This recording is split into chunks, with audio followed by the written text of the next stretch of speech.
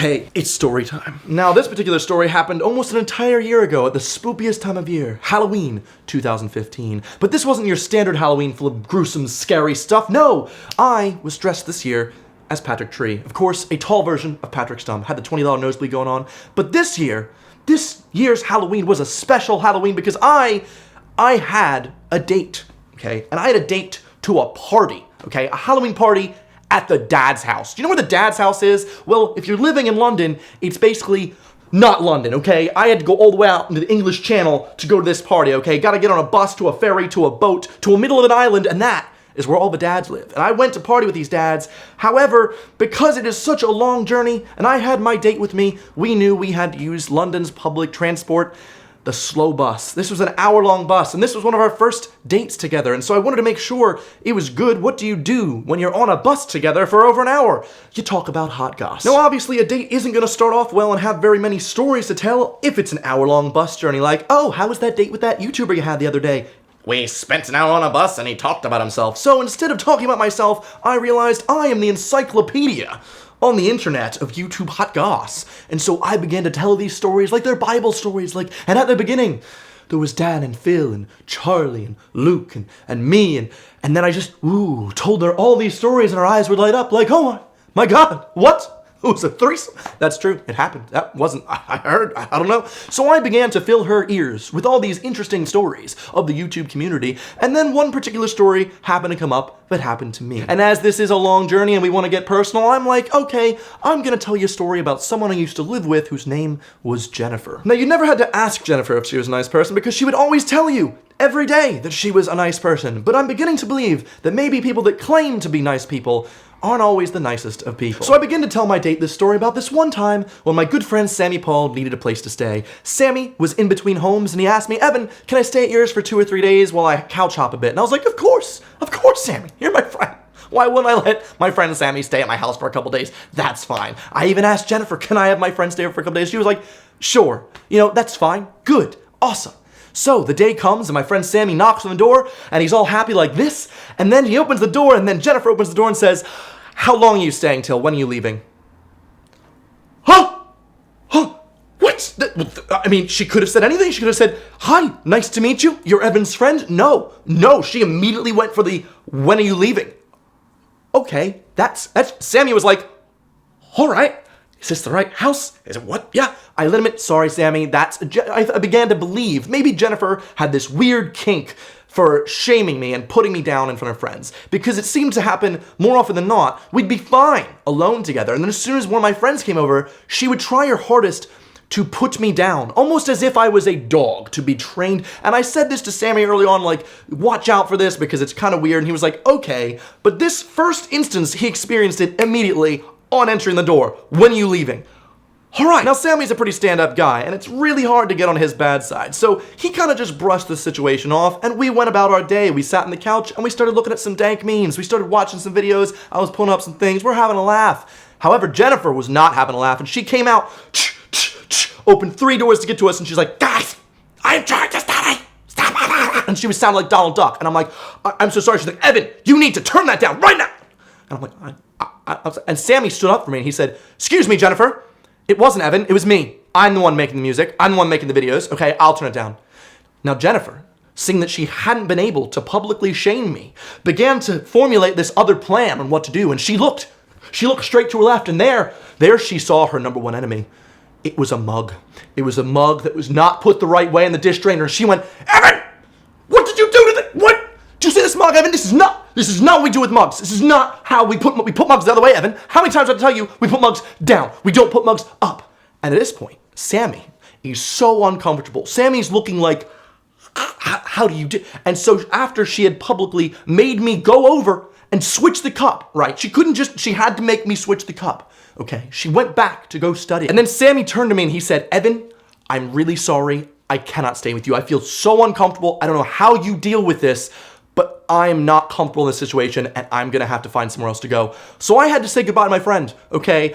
That was literally within the course of 2 hours. Jennifer had scared away my friend, and that's why I didn't really have many friends over, and it was really upsetting. And so this was one story that I happened to tell my date to kind of bide the hour-long time as we made our long trip to Dad's house. Now, at this point, my date had some funny stories of her own, so we kind of went back and forth for the rest of the journey. We passed passport control, we traveled into a different country, and then finally, at long last, we made it to Dad's house. Now, this was my first time at Dad's house, and I didn't know necessarily where I was going, but when we got to the back door, we climb up the steps, and there I am greeted with Jennifer. Now, I'm not the type of guy that holds grudges. Like, no matter what happened in the past, especially the fact that it was months in the past, I'm about, hey, it's been a long time. People change. However, when I greeted Jennifer with a, hey, she responded with a,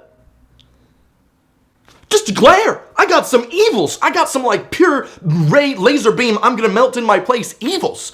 And I was like, oh my God.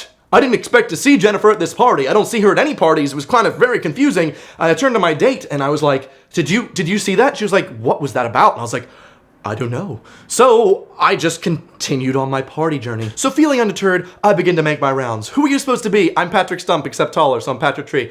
Ha! Thanks for the pay laugh, people. But I ended up having a good time making my rounds and introducing my date to lots of different people. At one point, after having a couple drinks, I went into my friend Millie Dad's house and we were having a nice chat with a lot of people, and I looked out the door and there I see Jennifer. And Jennifer again gives me the evils. Whoa! What did I do? I just said hi and I kind of smiled like, hey? She was like, whoa! I felt like my face was melting off, and then she was gone. She was like a specter, just disappeared into the party. And I was like, I don't know what's gonna happen, but something is gonna happen before the end of this party, and I don't know what I have done. Now, at some point during the party, my date got in a riveting conversation with one of the dads, so I decided to leave her and go into the living room, where I was greeted with one of my friends, Liam, with a drink in hand, head down, looking so forlorn. He looked up to me in one swift motion going, you know she's here, don't you? It's Jennifer. So I run to Liam and I'm like, Liam, what is she here for? And why does she hate me, Jennifer?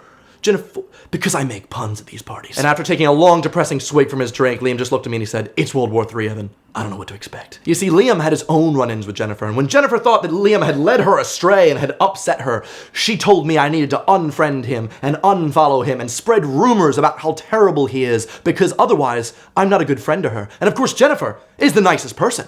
Why would I not want to be friends with this super nice person? I should just completely slander my already long-standing friend Liam, because that's how dedicated I should be to Jennifer, the nice friend. So feeling a bit shaken, but not to seem so, I began to wander on the party again, and I found my date, and we went into the kitchen to get a drink. And there we found our good friend Michael the filmmaker, and we began to talk about films with him, and have a great riveting conversation about what he likes, what he's been up to. I introduced him to my date. We're having a riveting conversation. But you see, the one problem with Dad House, the one solitary problem, is that their kitchen's a trap. If Admiral Akbar was in the Dad's house, he'd be like, it's not a good place to be. So we're having this lovely conversation with Michael when I look over his shoulder at the only exit to the kitchen, and there, giving me the strongest evils I have received yet this evening, is Jennifer. Now at this point, I lock eyes with Michael and I'm like, do not stop talking to me. And we are just going to not stop. We're gonna have this conversation. And then I hear Jennifer, she's coughing. She's trying to get my attention. And I'm like, no, man, I'm not having this conversation. But then Michael turns. We give way and she enters the room and she goes, hello, Evan. With a snide grin, and I want to go like, hello, Newman. But she's not Newman. She could be. She's a new man to me. Anymore. Who is this person? So Jennifer then jumps into conversation with my date, who doesn't know. She doesn't know that this is the Jennifer I just talked about on the bus. This is the Jennifer that hates me and I don't know why. This is the one that puts me down in public. She doesn't know, but she's having this conversation and I'm trying as hard as I can to smile and have little sips and go, this is going great. What a great party. So then with a look of pure fear in her eyes, my date begins to continue the conversation, constantly glancing at me as if to try and help her out. So as I begin to help her out of this conversation, Jennifer's eyes latch onto me and she says, so Evan, it's been a while, hasn't it? So I was like, it's been like 10 months since I moved out. And she was like, and you haven't messaged me once.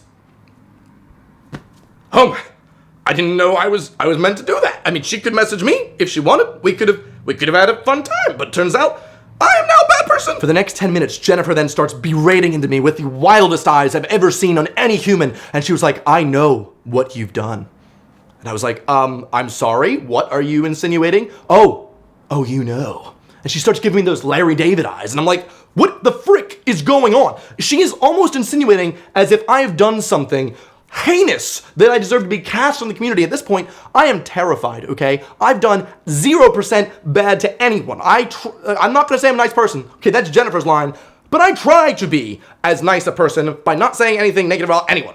Except in this situation about Jennifer. So meanwhile, as she begins to start ripping into me, saying all these terrible things about things that I've supposedly said about this person that I haven't talked about or talked to in literally 10 months, meanwhile, Michael, the filmmaker, the date that I'm with, they're just sitting there like, because it's a one-way kitchen. They're trapped. We're all trapped in Jennifer's gaze. And so eventually, Michael has these huge steel swinging pendulum balls, and he says, Evan's date, would you like to head outside? And she was like, and so they just push by Jennifer and they just run outside. They're safe. They left me on my own. And then the sobbing happened. Now, the legends of Dad House say Evan and this girl were stuck inside this kitchen for a good 2 hours. People would be like, can I go in to get a drink? And people would stop them and go, you don't want to go in there. You do not want to go in there. But at long last, we had met some sort of compromise when she finally realized there was nothing to be upset about at all, and we could be friends, and I'm literally about to put everything aside. At this point, I'm like, I don't care about that, okay?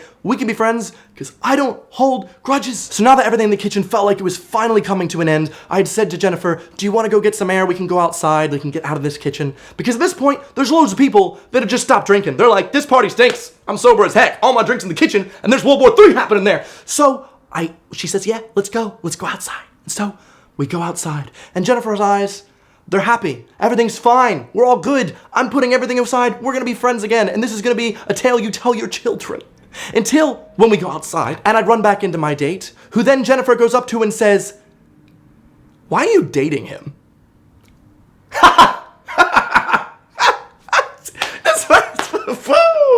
What a great person. Why are you dating him? Oh man.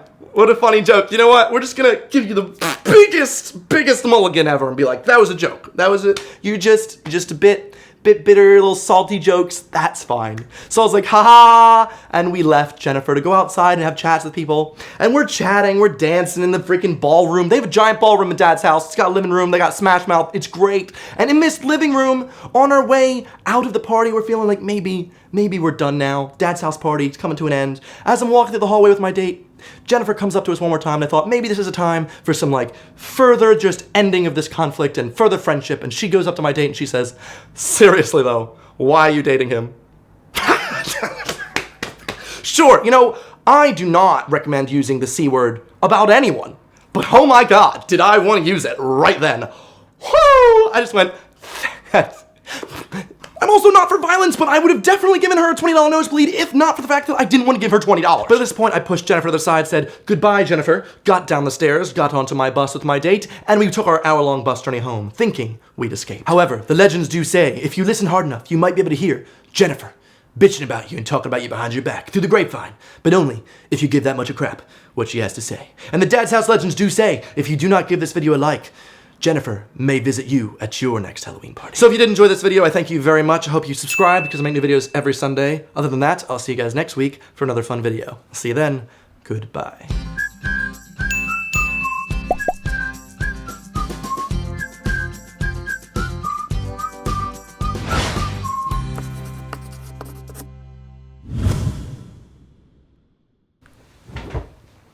She's back. Except he did it in that Bill voice from Gravity Falls because he was dressed as Bill and he was like, ha ha, Bill Cipher.